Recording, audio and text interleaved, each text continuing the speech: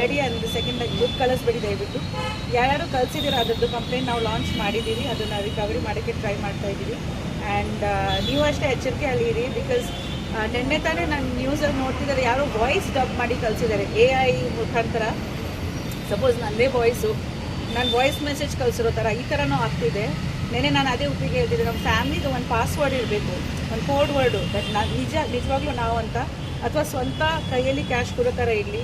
ಈ ಥರ ತುಂಬ ಹ್ಯಾಕಿಂಗ್ ನಡೀತಿದೆ. ಪ್ಲಸ್ AI ಮುಖಾಂತರ ಕೂಡ ವಾಯ್ಸ್ ಹ್ಯಾಕ್ ಮಾಡಿ ಮೆಸೇಜ್ ಕಳಿಸಿ ನನಗೆ ಇಮಿಡಿಯೇಟಾಗಿ UPI ಟ್ರಾನ್ಸ್ಫರ್. ಇವಾಗ ಎಲ್ಲರೂ ಹತ್ರ UPI ಇದೆ.